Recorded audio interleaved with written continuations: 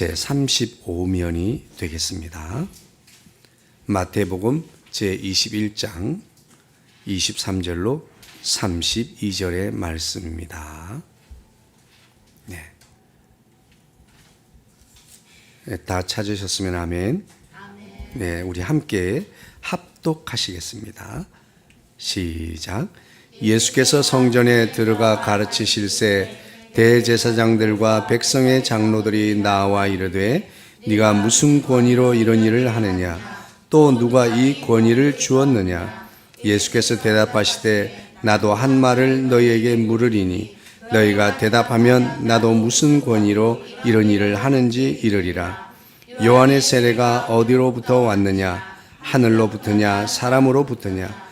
그들이 서로 의논하여 이르되 만일 하늘로부터라 하면 어찌하여 그를 믿지 아니하였느냐 할 것이요 만일 사람으로부터라 하면 모든 사람이 요한을 선지자로 여기니 백성이 무섭다 하여 예수께 대답하여 이르되 우리가 알지 못하노라 하니 예수께서 이르시되 나도 무슨 권위로 이런 일을 하는지 너희에게 이르지 아니하리라.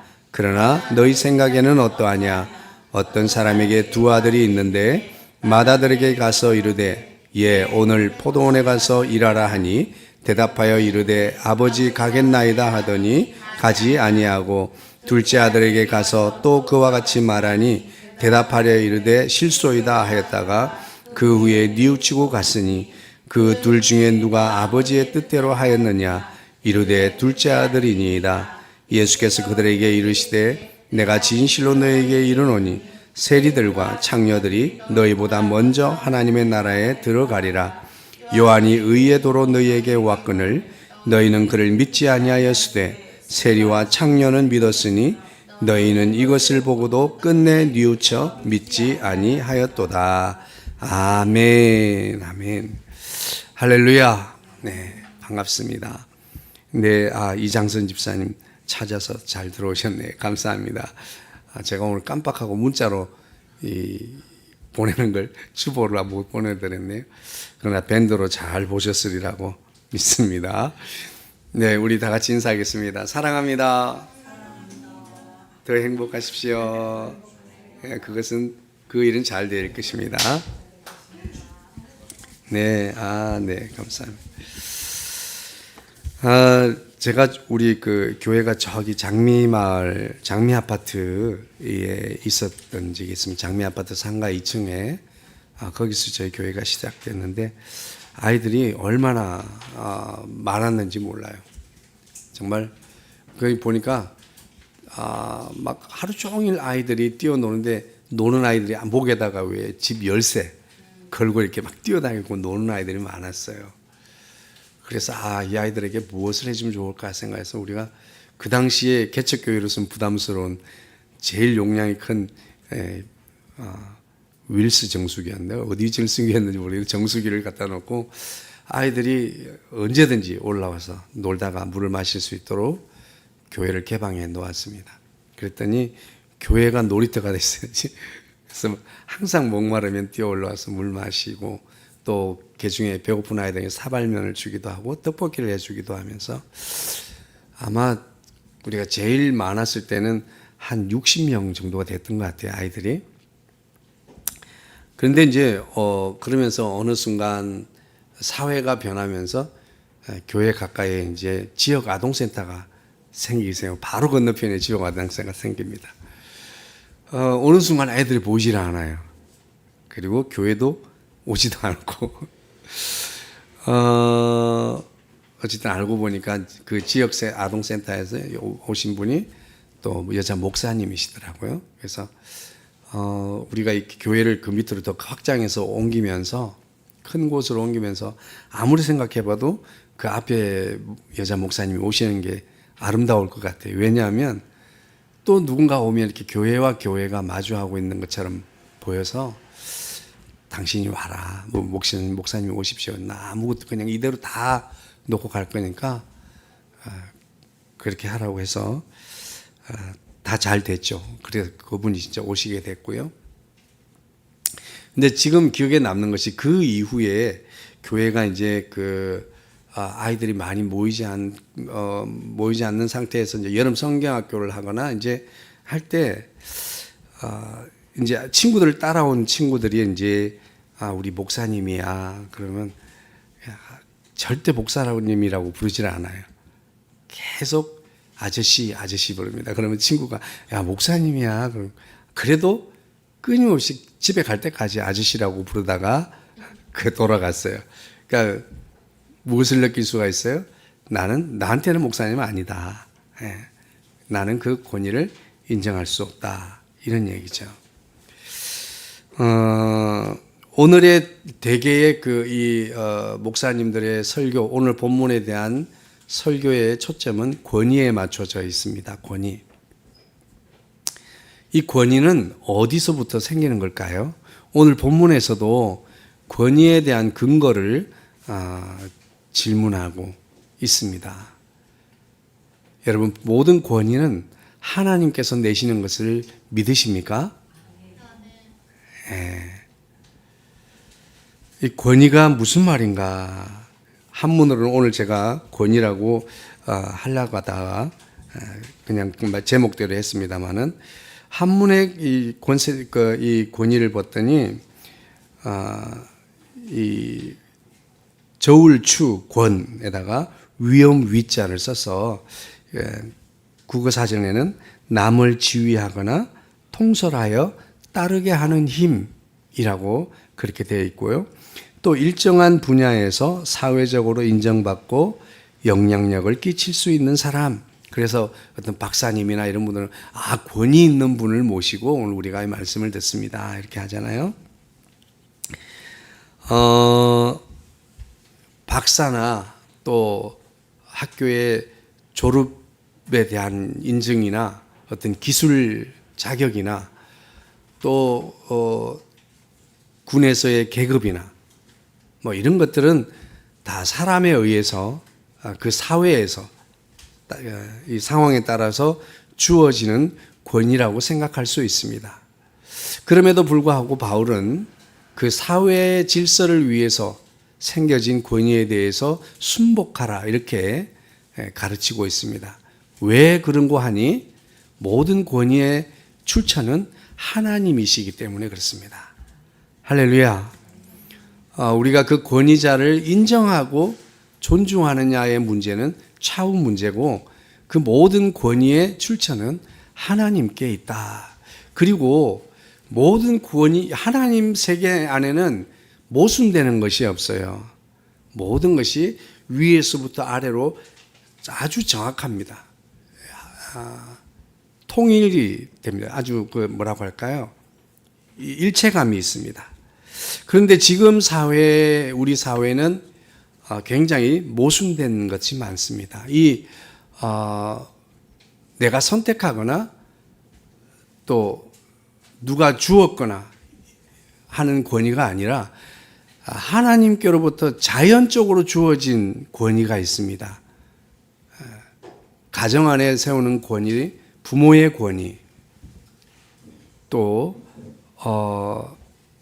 이 세계 안에 있는 것들 중에 자연스럽게 생기는 이런 권위들이 있는데 그 권위들이 그 아이들처럼 그 아이는 그 시대의 문명의 흐름을 이제 타는 거죠. 그러니까 이 조그마한 주일학교 학생이지만 그 모든 것은 사회성을 반영해 주고 있다고 볼 수 있습니다. 그 아이가 목사님을 집에 갈 때까지 목사님이라고 인정하지 않는 것처럼 이 사회에는 권위를 존중하거나 인정하지 않으려고 하는 경향이 매우 강합니다.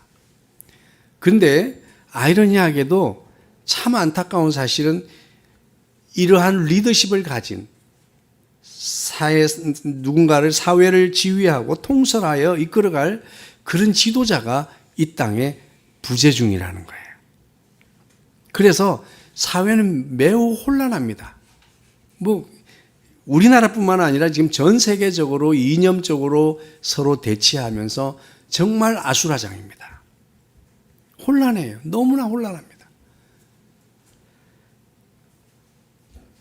오늘 우리는 지금 교사들이 피켓을 들고 바깥으로 뛰어나온 이유도 뭡니까? 전통적으로 자연스럽게 주어진 권위들을 어느 순간 다 부셔버렸습니다. 그러고 나니까 진정한 교사가 없다고 그럽니다. 그래 놓고 지금 이런 상황이 어떻게 오게 되었느냐? 우리의 마음은 늘 두 가지입니다. 정말 전적으로 헌신하는 교사들을 기대하는 반면에 또 한쪽 마음은 우리의 이 학생의 인권을 100% 존중해주길 원하는 두 마음을 동시에 가지고 있는 거예요. 근데 이 마음은 교사가 교사로서의 활동할 수 있는 권위를 상실하게 만드는, 그래서 교권에 대한 이야기가 나오기 시작했습니다. 교권이 뭡니까? 교사의 권위예요. 오늘 예수님께서는 그 전날 교회 성전에서 큰 소란을 일으키신 장본인이십니다. 십자가를 향해서 나아가는 길 이틀째 성전에서 내 아버지의 집은 만민이 기도하는 집인데 강도의 소굴로 만드느냐 그러면서 환전상들, 또 양을 파는 사람들, 또 비둘기를 파는 사람들, 이런 사람들의 상을 뒤어 엎으시며 그들을 성전에서 내어 쫓으십니다. 이것을 우리는 성전 정화라고 이렇게 표현을 하죠. 성전을 정결케 하신, 깨끗게 하신 그날. 오늘은 그 이튿날이에요. 그 사고를 치고, 그래서 예수님이 그렇게 성전에서 소동을 치고 난리를 치니까 대제사장들과 장로들이 예수님을 죽이기로 서로 결단을 합니다. 음모를 꾸밉니다. 그것을 아는지 모르는지 예수님은 그 사단을 일으키고 또 성전에 나오셨습니다. 성전에서 사람들을 가르칩니다. 당시에 부정한 자로 여기던 질병을 가진 자들도 성전에 들어오게 하고 거기서 말씀을 가르칠 뿐만 아니라 그 병든 자들을 고쳐주십니다.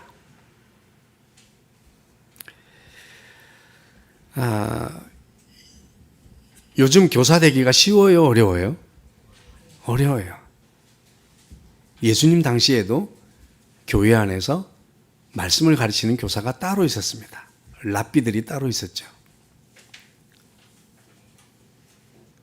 그런데 예수님이 어느 날 보도 듣도 못한, 우리는 오늘 요새 말로 뭐라고 그래요?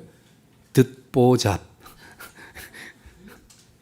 듣보잡 예수님이 와서 성전을 소란스럽게 막 뒤집어 놓을 뿐만 아니라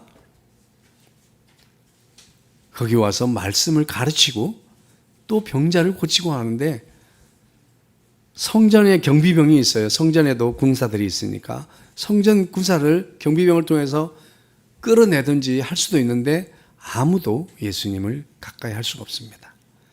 왜냐하면 그들 모두는 저분이 사람으로서 행하는 일이 아니다라는 것을 다 사람들은 알고 있고 인정하고 있는 거예요. 그런데 그때 대제사장들과 장로들이 나왔습니다. 그 당시 그분들은 교회에서 권위를 존중받는 사람들, 백성들의 장로라고 하면 그 백성들의 이 권위자입니다. 이들은 이 권위를 가지고 재판을 했습니다. 그래서 교회에서 준 권위를 가진 대제사장은 종교 재판을 했고, 이 장로들은 그 마을마다 사회에서 일어나는 크고 작은 일들에 대한 재판관 역할을 했던 것이 장로들이에요. 그래서 누군가가 잡히면 어디로 끌고 나가요? 성문으로 끌고 갔잖아요. 성문에 가면 누가 앉아 있어요? 장로들이 앉아 있죠. 네. 그래서 이런 일들을 하던 그들의 권위가 매우 위태롭게 된 것입니다.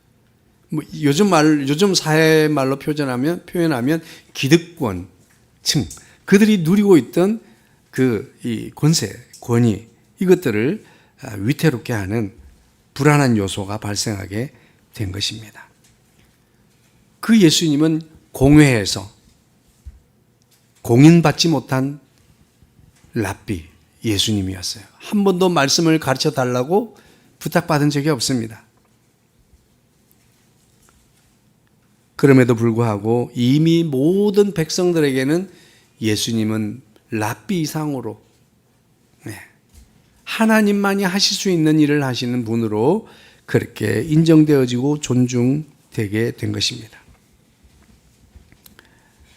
그때에 대제사장들과 백성의 장로들이 뭐라고 질문을 합니까? 네가 무슨 권위로 일을 하나? 이런 일을 하느냐? 누가 이 권위를 주었느냐? 한마디로 네가 가지고 있는 이 권위의 출처가 어디냐? 권위의 근거를 말하고 있습니다. 야, 우리 공회에서 너를 한 번도 인정해 준 적 없어. 우리 분명히 여기서 성전에서 말씀 가르치는 선생님이 있는데 네가 왜?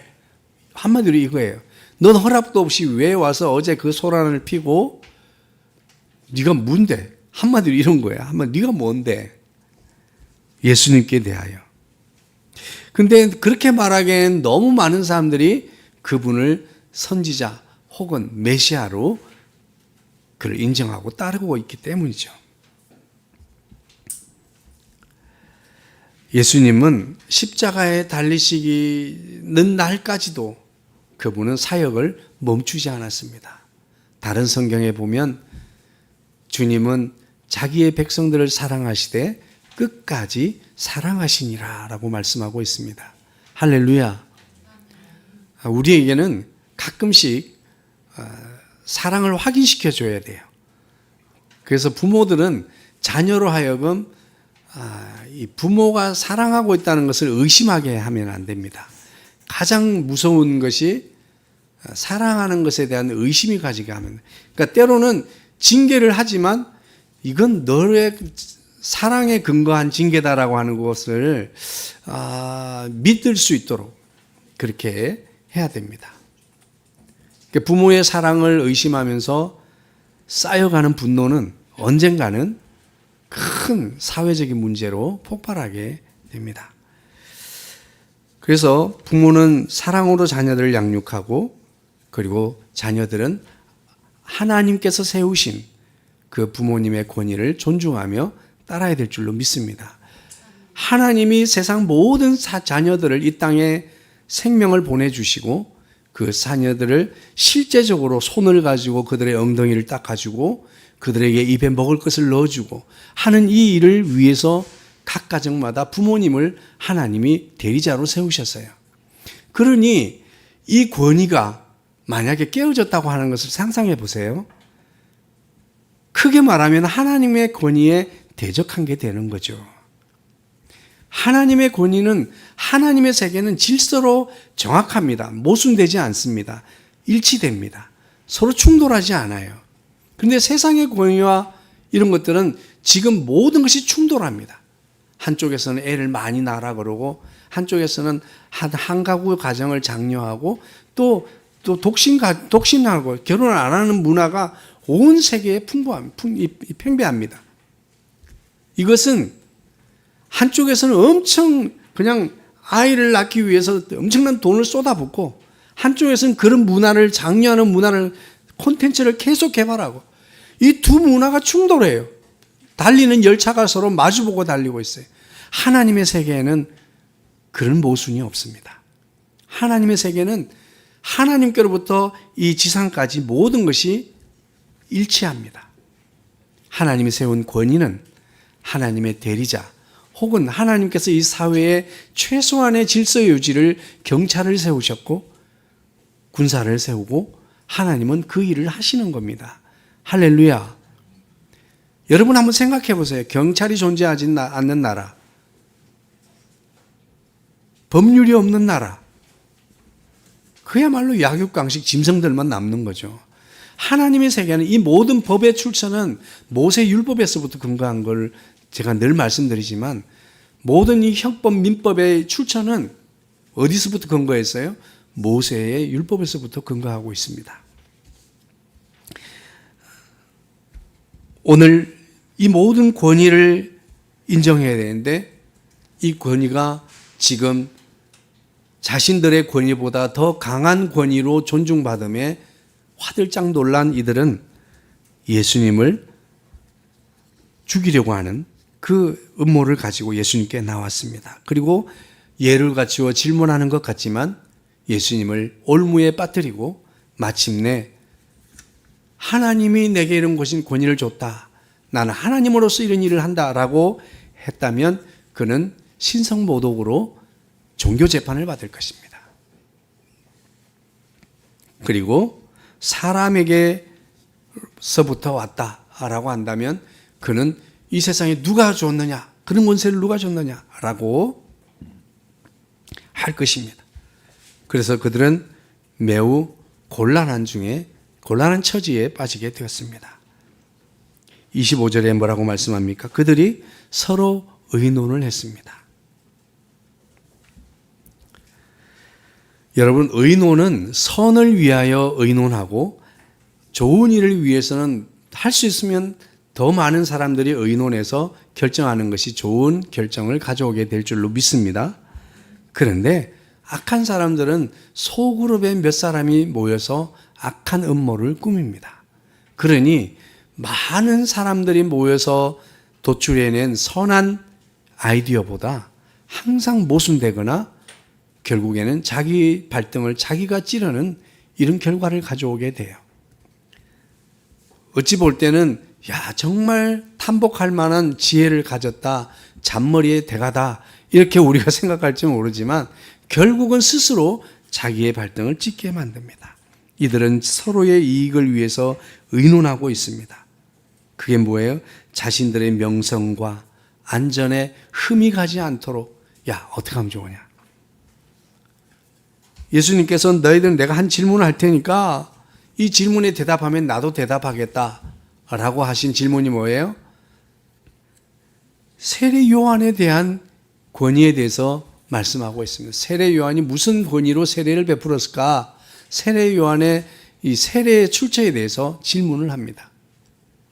그래서 하늘로부터 왔다라고 하면 왜 세례 요한의 세례가 하늘로부터 왔다고 그러면서 그분이 소개한 예수님을 메시아라고 오리라고 한 메시아가 이분이라고 소개했는데 왜 예수님 믿지 않느냐 할 것이고, 그리고 사람으로부터라고 한다고 그랬더니 그 다음 뭐라고 그랬어요? 백성들이 무섭다. 이 똑같은 성경을 기록한 누가복음 20장 6절에는 뭐라고 그래요?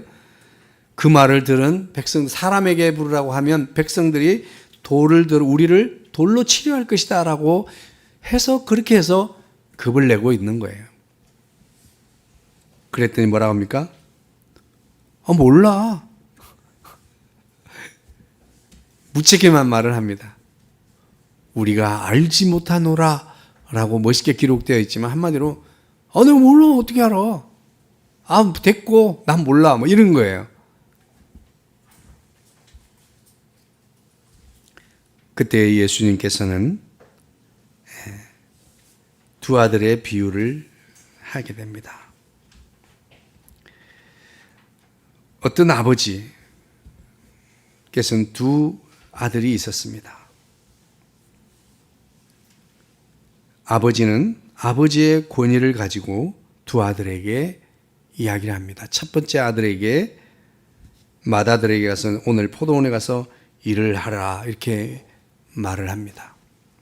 그랬더니 이 아들은 아버지의 권위에 순복하고 예 아버지 가겠나이다 라고 말은 찰스까지 하고 안 갔어요. 불순종했습니다. 그런가 하면 둘째 아들에게 가서 또 그와 같이 똑같이 이야기를 했습니다. 그랬더니 둘째 아들이 싫습니다 라고 이야기하고 후에 뉘우치고 포도원에 가서 열심히 일을 했다. 이 말씀을 하시고 이 둘 중에 누가 아버지의 뜻에 순종한 아들이냐라고 했더니 둘째 아들입니다 라고 말했습니다. 사실 그 당시의 문화적 배경에서 둘째 아들은 매우 이 버르장머리 없는 아들이에요. 아마 우리나라 문화, 오래전의 문화를 생각하면 이해가 가실 거예요. 아버지의 말씀에 거역하는 것은 있을 수가 없는 일이에요. 사랑하는 여자가 나타나기 전까지는. 모든 드라마가 그렇잖아요. 그럼에도 불구하고 그 당시에 용납할 수 없는 둘째 아들이었지만 그 당시에 생각할 때 아버지가 몽둥이로 찜질을 하고 장로들 앞에서 그를 돌멩이로 때려 죽여도 아무런 말도 할 수 없는 그 아들이었지만 그가 뉘우치고 포도원에 들어가서 일을 했다. 그럴 때 그것을 더 선하게 여겼다라고 하면서 이렇게 말씀을 합니다. 이르시되 내가 진실로 너희에게 이르노니 너희에게 이른다. 세리와 창녀들이 너희보다 먼저 하나님에 들어가리라. 그래서 너희는 누구예요? 지금 서 있는 교회 지도자들, 장로들. 그러면서 너희와 세리와 창녀들을 계속 대비합니다. 요한이 의의 도로 너희에게 왔거늘 너희는 그를 믿지 아니하였으니 너희가 누굽니까? 교회의 권세자들. 너희는 그를 믿지 아니했지만 세리와 창녀는 믿었다. 그리고 지금 이 너희는 이것을 보고도 라고 하는 이 말은 지금 현재로 예수님이 끌어오십니다. 예수님의 길 예비자로 오셨던 세례 요한, 그 세례 요한의 출생부터 수태고지, 천사의 수태고지를 통해서 태어났습니다. 태어나는 것부터 비범합니다. 그리고 장성하여서는 회개하라 천국에 왔다 하면서 회개와 천국 복음을 전파합니다. 그리고 예수님을 세례받으러 나오시는 예수님을 소개하며 예수 그리스도의 위대함을 증거합니다. 나는 그에게 신발끈 내주는 것도 감당치 못하겠다. 나는 사라질 사람이고 이제 한 예수님 메시아의 나라가 왔다. 그래서 하나님의 사람들은 세례 요한을 인정하고 세례 요한을 따르다가 예수님이 소개한 메시아를 통해서 세례 요한이 옥에 갇히고 죽자 많은 사람들은 예수님을 따르게 됩니다.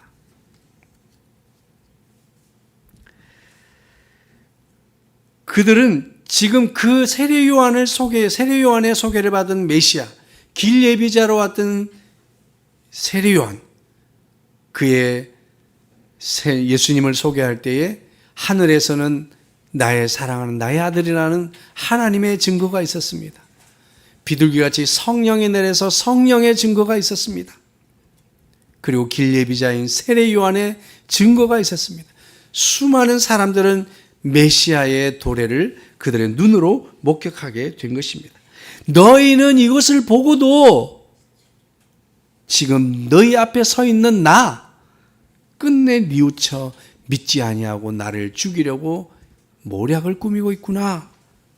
그들 스스로 깨닫도록 합니다. 오늘 이 말씀 속에서는 모든 권위의 출처는 하나님이라고 하는 것을 말씀해 주고 있습니다. 그들은 하나님이 세우신 권위자들이었습니다. 권세자들이었어요.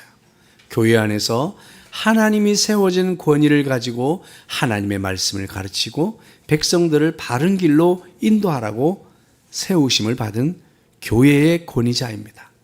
권세자입니다. 그리고 그 권위를 주신 하나님께서 메시아를 이 땅에 보내셨습니다. 그러면 그들은 당연히 포도원에 들어가서 일을 해야 되는 마다들처럼 올인하신 메시아를 영접하고 많은 사람들 앞에서 그를 존중하며 따르는 모범을 보였어야 할 것입니다. 그럼에도 불구하고 하나님께서 그들을 교회의 권위자로 세우고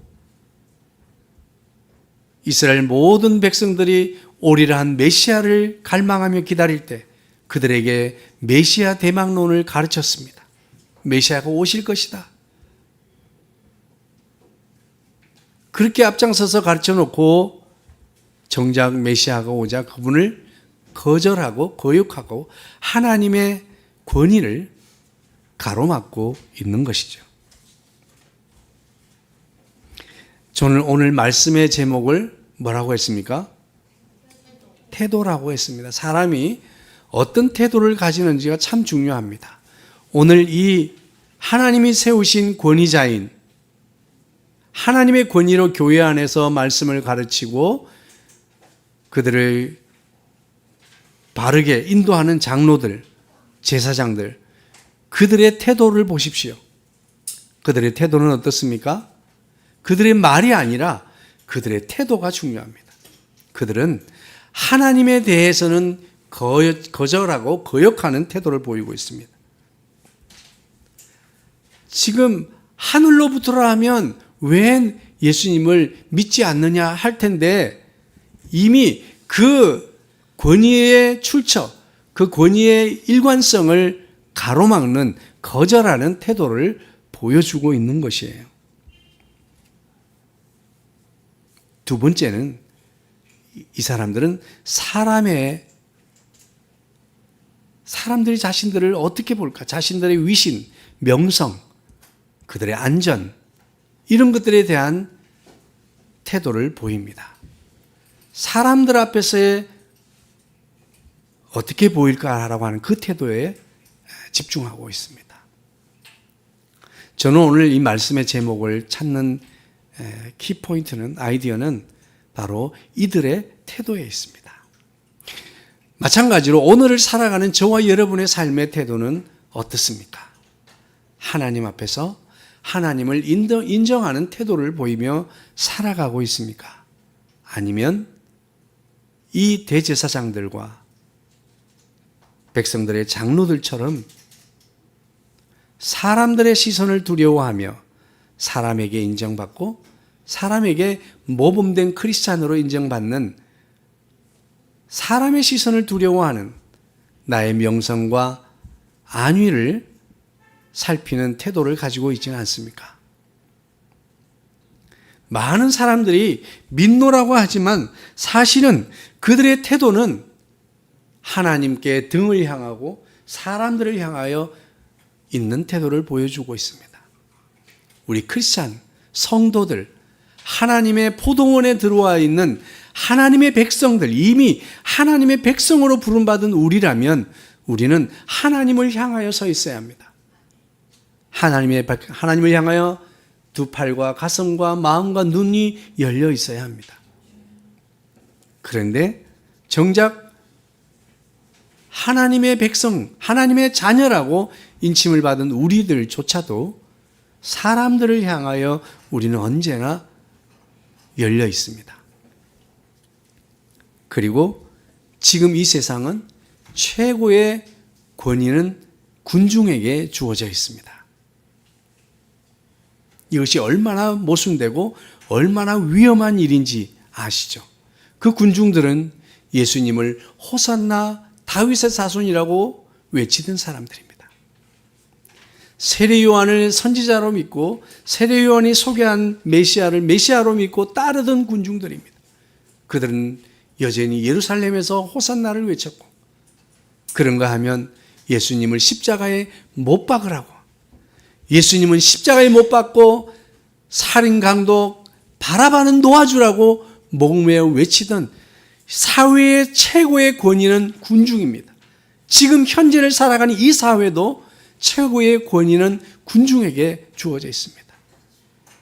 청문회, 감사, 무슨 이런 국회 일정 가운데 TV 방송되는 걸 가끔 보게 됩니다.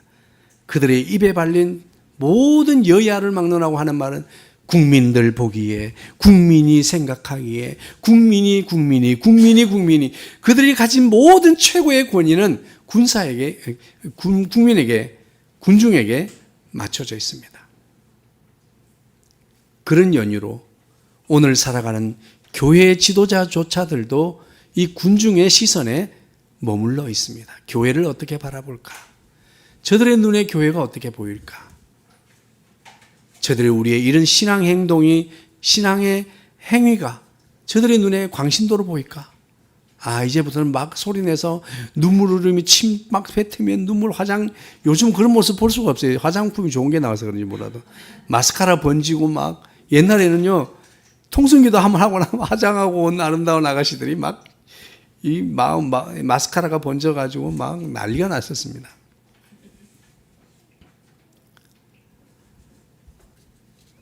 어쩌면 그때보다 지금의 목회자들은 정말 제대로 된 자격을 갖췄을지도 모르겠어요. 우리나라 신학교 인프라라고 하는 게 선교사들이 들어오고 나서 생긴 거잖아요. 지금 우리가 예수님을 전혀 모르는 곳에 선교사들이 나가면 거기에 최초의 신학교는 선교사로부터 시작하는 거예요. 우리나라도 그랬어요. 강화에서부터. 우리 다 들었잖아요. 그렇게 해서 목회자들이 세워지는 거예요. 어쩌면 학술적이고 이런 어떤 이 학과적인 이런 권위는 지금의 목회자들이 더 강하게 세워졌을 겁니다. 그럼에도 불구하고 여전히 우리는 사람들의 시선의 기준에 맞추는 삶을 살아가려고 하고 있다고 하는 것입니다. 오늘 저와 여러분, 나의 태도는 어느 쪽입니까? 하나님을 향해 살아가는 태도입니까? 아니면 사람을 향해 살아가는 나의 삶의 태도일까요? 우리 그리스도인으로 부름받은 우리는 하나님을 향한 태도의 삶을 살아야 될 줄로 믿습니다. 오늘 한 주간, 정말 지난 한 주간 모든 것이 하나님의 은혜였음을, 은혜 아니면 우리는 구원받을 수 없는 주의 백성이라고 하는 것을 인정한다면, 오늘 우리는 이 한 주간을 살아가면서 우리는 하나님의 권위를 존중하며 하나님의 말씀에 순종하는 믿음의 삶을 사는 이런 태도를 가진, 하나님을 향한 태도를 가지고 살아갈 수 있는 저와 여러분이 되어지기를 주의 이름으로 축복합니다. 그렇다면 내 삶에서 나는 어떻게 하는 것이 하나님을 향한 태도를 가지고 살아가는 것일까? 첫 번째는 회개하십시오라고 하는 것입니다. 첫 번째는 회개하는 것입니다. 우리는 늘 하나님을 향해 서 있다고 생각하면서 그럼에도 불구하고 우리 삶을 말씀을 통해 점검하는 순간 여전히 우리는 이 세상에 사람들을 향해 서 있는 우리의 모습을 발견합니다. 목사인 저조차도 그렇습니다. 어떻게 사람들 눈에 어떻게 보일까?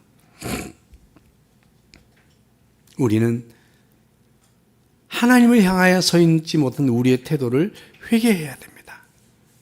두 번째입니다. 하나님을 향한 우리 삶의 태도를 가지기 위해서 우리는 어떻게 이 한 주간 살아가야 되겠습니까? 두 번째는 하나님의 말씀에 믿음으로 순종하는 삶의 태도를 보여야 합니다. 우리가 왜 매일 말씀을 들어야 합니까? 현재적인 말씀으로 내 귀에 주의 말씀이 들려야 되기 때문입니다.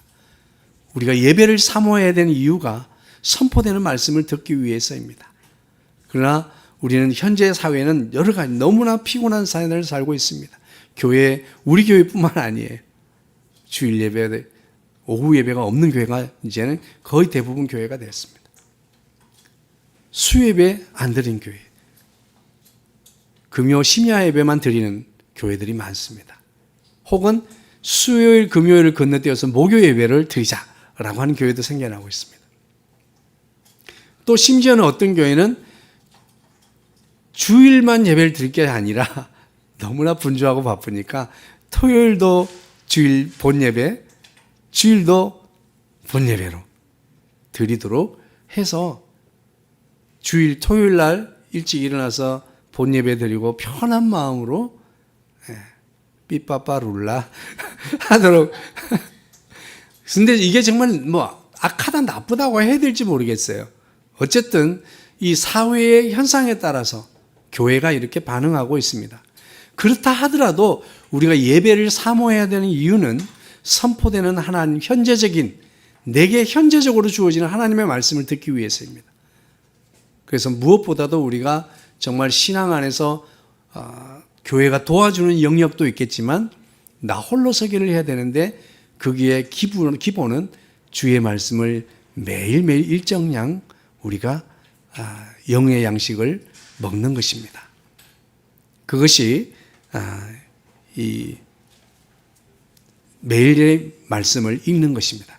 제가 전번에 단상에서 선포를 하지 못했던 것은 내가 실천하지 못할까 봐 하는데, 제가 그래서 여러분을 돕기 위해서 유튜브 채널을 하나 더 개설했습니다.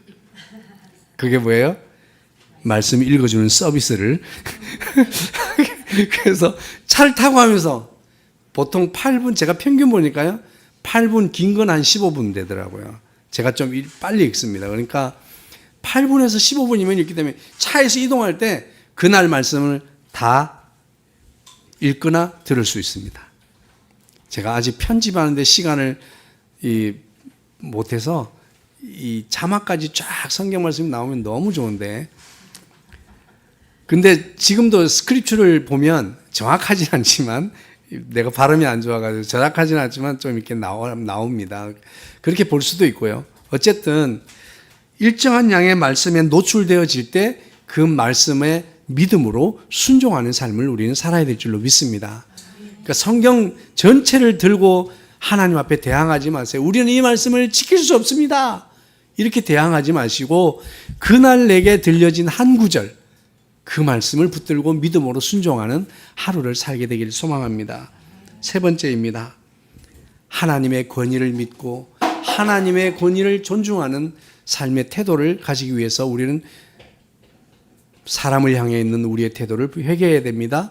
두 번째는 매일의 말씀에 순종하고 믿음으로 순종하는 삶을 살아야 합니다. 세 번째는 하나님의 나라를 바라고 소망하는 삶을 살아야 될 줄로 믿습니다. 이들은 세리와 창녀들은